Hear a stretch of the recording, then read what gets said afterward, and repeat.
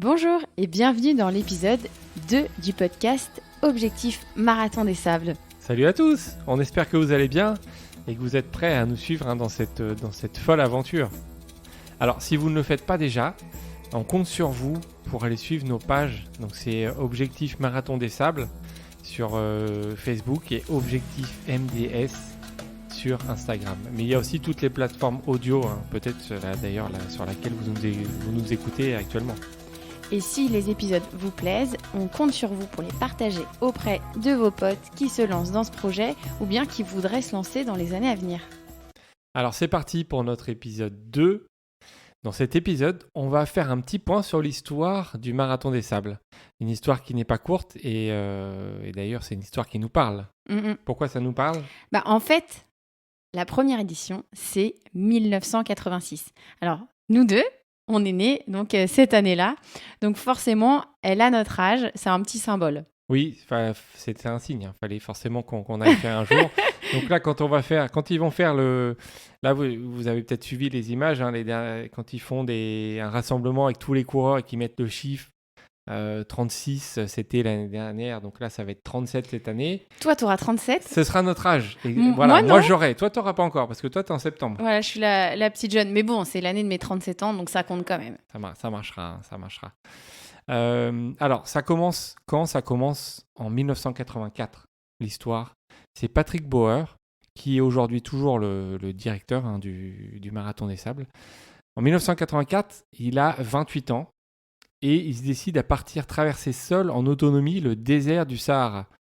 Un désert complètement inhabité, où il ne se passe rien du tout. Il rencontre ni village, ni oasis, ni point d'eau. Il a tout sur lui. Donc c'est en autonomie totale qu'il y va. Il a un sac de 35 kilos. 35 kilos, 35 kilos, c'est énorme. Je sais pas le poids de Patrick à l'époque, mais ça devait être quand même quasi impossible de marcher. Moi, j'imagine ma traversée de la Corse, c'était avec 13 kilos. Je peux vous dire, sur le GR20, on en chie bien. Alors, j'imagine pas. Donc, 35 kilos avec de l'eau, de la nourriture. Et en fait, il fait cette traversée et ça dure à peu près 12 jours. Et c'est un peu là qu'il va arriver avec cette idée de se dire, si je lançais le Marathon des Sables. On en est là. Donc 1984, il termine ça. Donc 85, c'est toute la réflexion de comment lancer ça, etc. Et du coup, 1986, première édition. Alors, en 1986, on est loin. Aujourd'hui, on a plus ou moins 1000 participants chaque année. Alors qu'en 1986, c'est 23 personnes qui sont au départ, dont Donc deux femmes.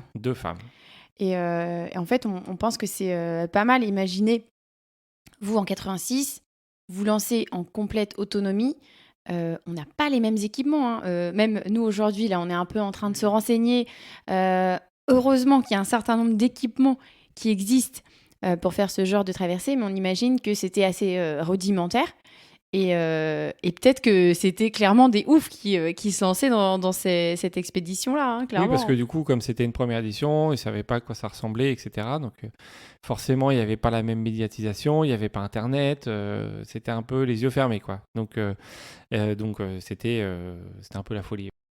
Et donc cette première édition, elle est gagnée par Michel Gallier et Christiane Plumer. Donc c'est les premiers grands vainqueurs de la première édition du Marathon des Sables. Donc ça, c'est quand même à marquer d'une pierre blanche, d'être les premiers participants, les premiers gagnants. Ouais. C'est pas mal. Et 1 an plus tard, il y a le logo qui naît, donc, que vous connaissez tous ou que vous avez déjà vu passer. C'est celui d'un visage d'un coureur recouvert d'un chèche avec des lunettes. Oui, bon, c'est un logo qui a un petit peu évolué depuis le départ, mais l'idée du logo est toujours le même. Si vous regardez le logo aujourd'hui, c'est toujours avec le chèche, avec les lunettes. Donc voilà, c'est vraiment l'emblème du MDS. Mmh. Et alors, 3 ans plus tard, donc on se retrouve en 1989, il y a 170 inscrits. Donc c'est oufissime l'engouement que ça prend, ça grandit.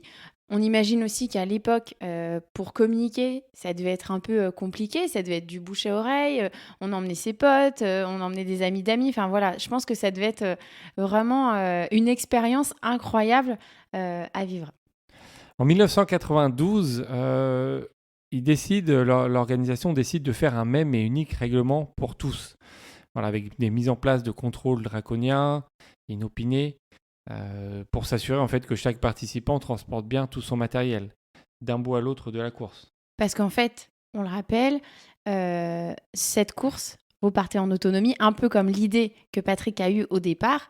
Et donc, pour s'assurer de la sécurité de tous les participants, plus il y en a, à un moment donné, il faut quand même un peu standardiser ça. Et plus il va falloir contrôler et être sûr que l'ensemble des participants aient tout le matériel sur eux. Et le matériel, on va dire, obligatoire pour survivre, on va dire, oui, en cas dans de problème, dans le désert, parce qu'on n'est pas en bas de chez soi, on part dans une région hostile. Pour le corps humain, même si il y en a plein qui l'ont fait. En tout cas, il faut respecter ce règlement-là. Oui, donc il y a une charte de 30 points qu'ils ont établie du coup en 1992. Après, en 1995, c'est le 10e anniversaire. Donc depuis le début, ça fait plus de 1500 hommes et femmes qui ont marqué le désert de leur foulée et de leur passion.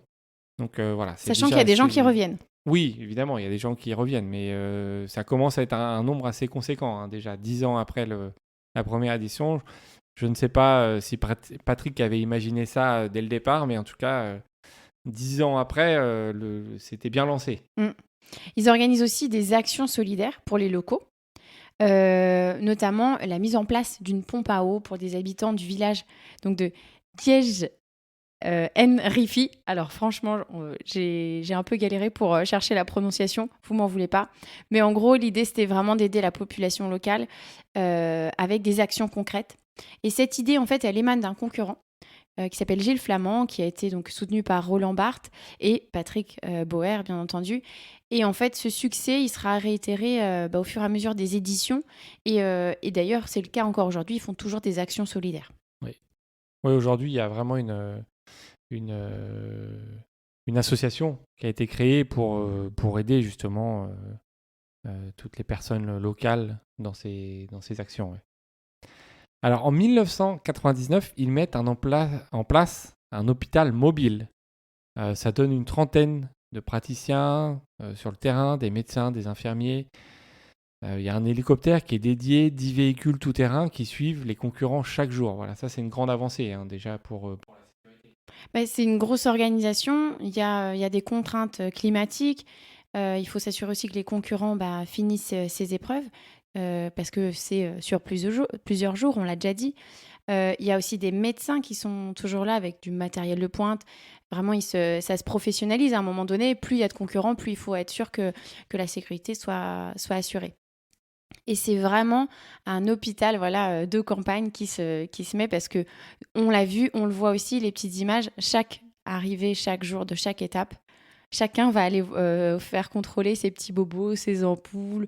C'est normal parce que c'est une grosse épreuve. Et en 2000, il y a Internet qui arrive.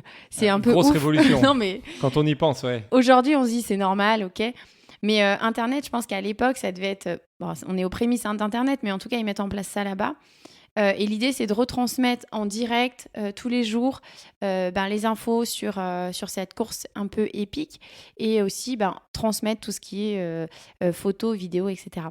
Oui, et puis les concurrents peuvent communiquer avec leurs proches, recevoir aussi des messages d'encouragement. Moi, je vais l'utiliser à fond, oui, ça, on va compter sur vous. On va forcément compter aussi sur vous quand on va y être, d'avoir vos petits messages. Ça doit faire plaisir. On arrive à la fin d'une étape, on lit les messages. On va compter sur vous. En 2001, il y a pour la première fois la grande étape, on appelle l'étape marathon d'ailleurs, qui était appelée la 70. Et en fait, elle dépasse la barre des 80 pour atteindre 82 km. Donc, à ce moment-là, le seuil des 240 km, donc sur l'ensemble de l'épreuve, est franchi. Et le 16e marathon des sables, lui, il fera 243. Et c'est la première fois aussi que des Marocains sont sur le podium. Donc ça, c'est pas mal, c'est des locaux. Qu'il n'y a que des Marocains. c'est assez bien parce que c'est-à-dire que les locaux sont impliqués dans cette épreuve et en plus, ils gagnent. Ils sont acclimatés. C'est ça. Il y a un petit désavantage peut-être. En 2005, on passe à 777 concurrents au départ. Donc là, le gros cap a été franchi au début des années 2000. Ça fait que monter d'année en année. C'est un gros cap. Ouais. Après, en 2010, c'est 5 ans plus tard. Pour la 25e édition, on dépasse les 1000 concurrents. C'est ce qu'on disait tout à l'heure. Et là, on arrive sur une épreuve la plus longue et qui va rester, c'est 250 km. Donc, avec un parcours considéré, donc par les anciens d'ailleurs, on en reparlera peut-être avec quelques-uns qui viendront dans le podcast, comme le plus difficile jamais élaboré. C'est d'ailleurs cette année-là que l'association Solidarité Marathon des Sables est créée. Comme je le disais, c'était c'est pour développer des projets en faveur de l'enfance, des populations défavorisées, dans les domaines de la santé, l'éducation et le développement durable au Maroc. Donc très important. En 2015, on fête le 30e anniversaire de l'épreuve. Donc le Marathon des Sables accueille jusqu'à 1300 concurrents au départ. C'est le record en 2015. Ouais. Et alors, les années qui vont suivre vont être un petit peu compliquées. On ne reviendra pas dessus avec les reports, les changements à cause du Covid, de la pandémie mondiale. C'était un peu compliqué. Mais aujourd'hui, on peut dire qu'il y a eu 36 éditions. Alors, on compte seulement, sur les 36 éditions, seulement 9 vainqueurs hommes différents. Oui, pourquoi ? Parce qu'il y a plusieurs gars qui l'ont emporté de nombreuses fois. Alors, on pense forcément, c'est des Marocains, c'est Lassène Aounsal. 10 victoires, dont 9 de suite. C'est assez impressionnant.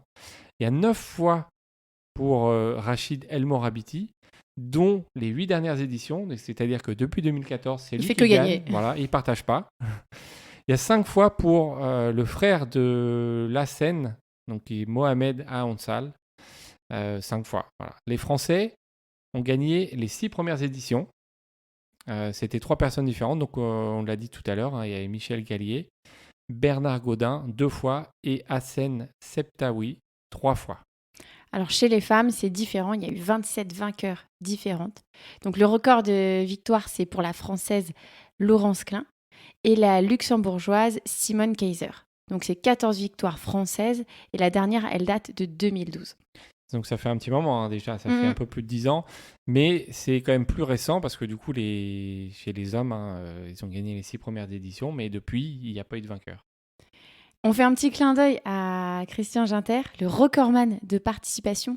34 participations, c'est ouf. Ouais, bon, d'ailleurs, on vous l'annonce peut-être en avant-première. On devrait l'avoir dans ce podcast parce qu'il va être riche en apprentissage.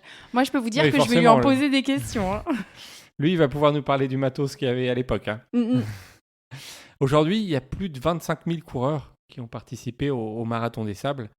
Donc c'est un énorme chiffre, mais c'est aussi des privilégiés, parce que 25 000, quand on pense à la population mondiale ou au nombre de coureurs, Français, au nombre de coureurs qui existent, c'est pas énorme. Donc on est content d'en faire bientôt partie. Ça va être une belle aventure. Ouais.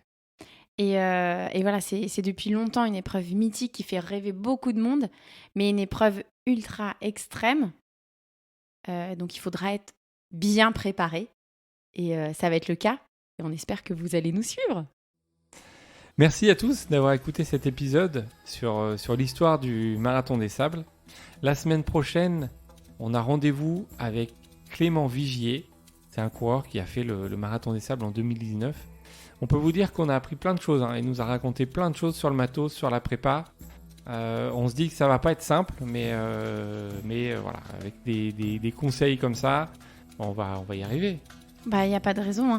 En tout cas, si cet épisode vous a plu, n'hésitez pas à le partager donc sur les réseaux sociaux, auprès de vos amis. Et on vous dit à la semaine prochaine pour un nouvel épisode. Salut!